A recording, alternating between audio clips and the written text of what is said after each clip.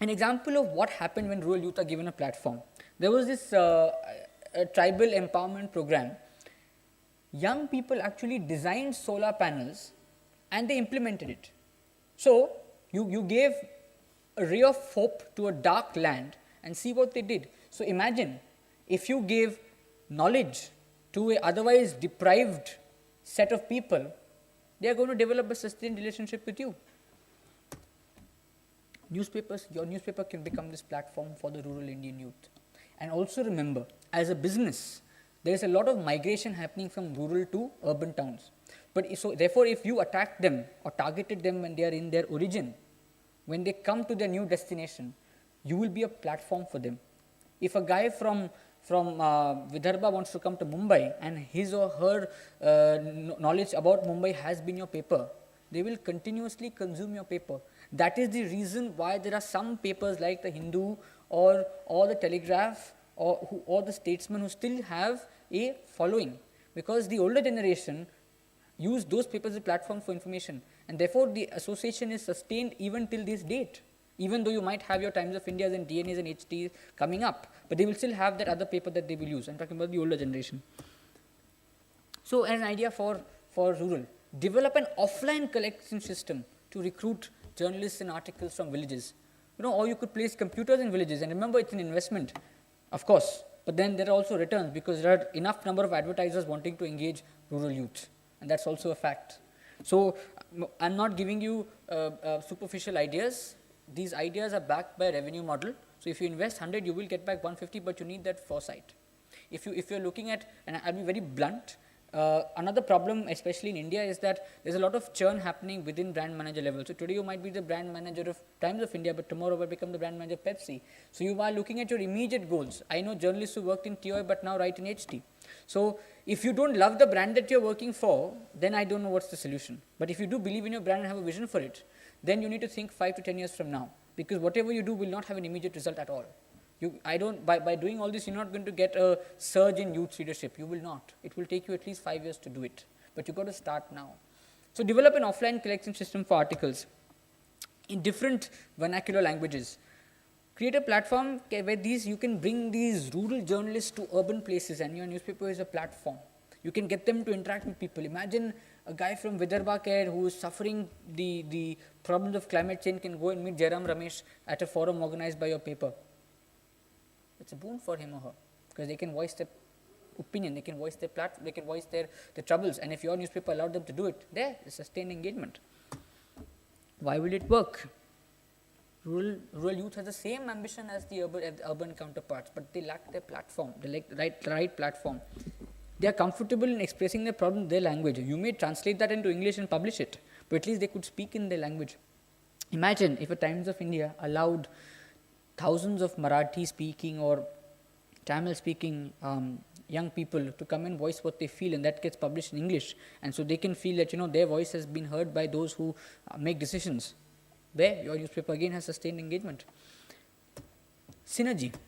Imagine, so 2 ways. One is an editorial versus a blogger. So you look at a guy like Dalip Cherian or Shobha Day. Let's see what he writes, and let's see what young people write. What will happen is young people will get a context. Then you will have readership from both your existing set, which is the elder people, the parents, as well as youth. And the most interesting part is you could juxtapose what a rural girl says and what an urban guy says through different collection mediums. So in the urban case, blogs, and the rural case, you take it to offline systems. There it will be interesting content for young people to read. Therefore, to summarize, the solution for any newspaper to successfully engage youth is not the multi-crores of marketing that you have allocated, but your content. It is content that is going to be the way forward. And the reason I'm summarizing it, because I know that some of you are from marketing, some of you are from the editorial, and I know both function very differently.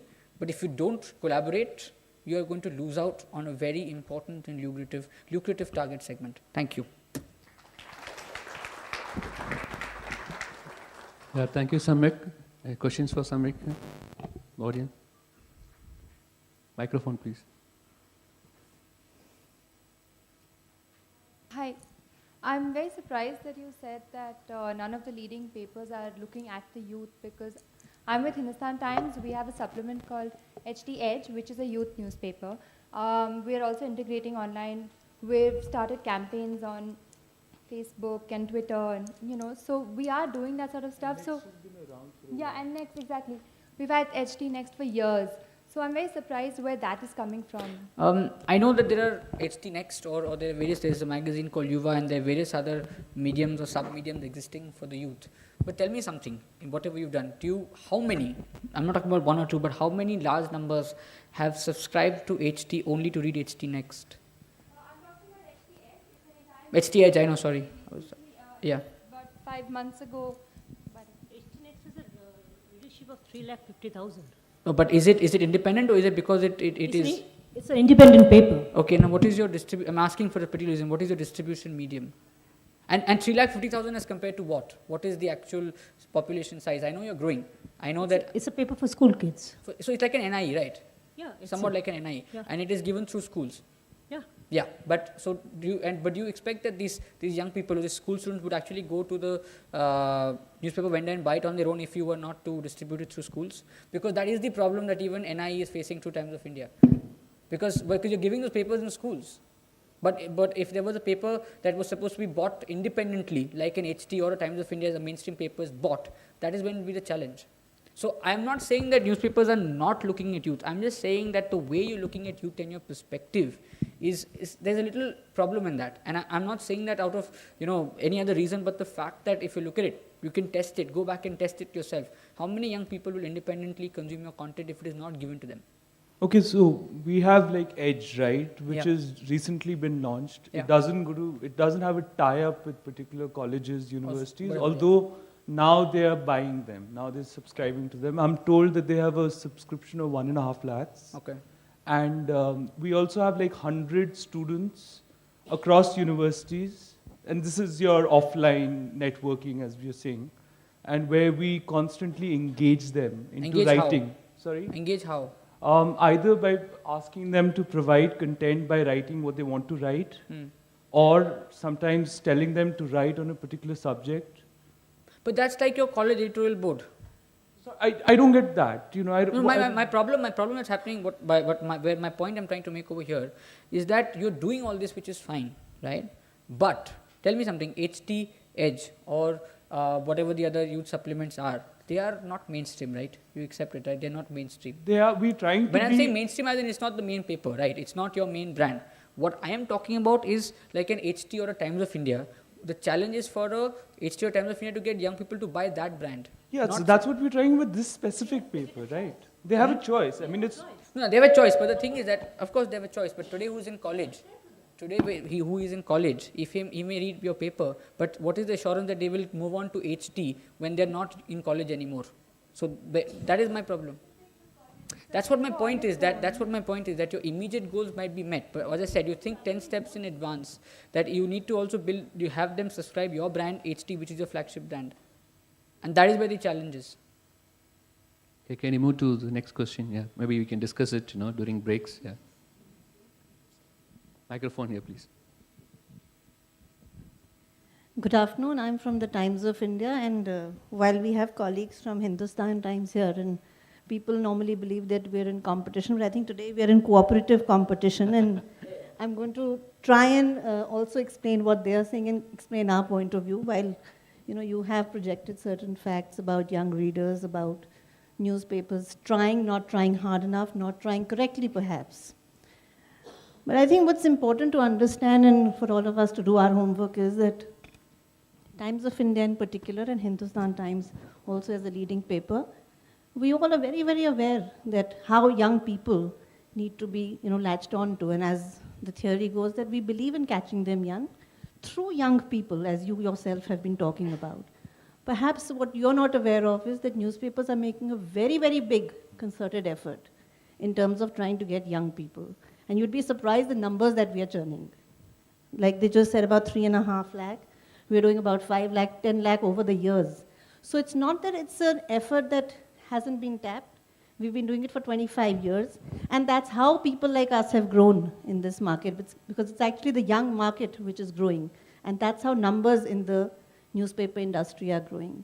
So I think it's a little short-sighted to say that newspapers are not doing adequate. Of course, one is not doing adequate in anything. There's always scope for more and expansive work. So I think that's where we need to look at. I don't think in my talk that's the point I was confused by this. I never mentioned that newspapers are not doing adequately. Or I'm not saying that what you're doing is not right. As you rightly mentioned, everybody has a different perspective. But the point I'm trying to make, or the theme of my presentation, is how young people are forming their brand preferences.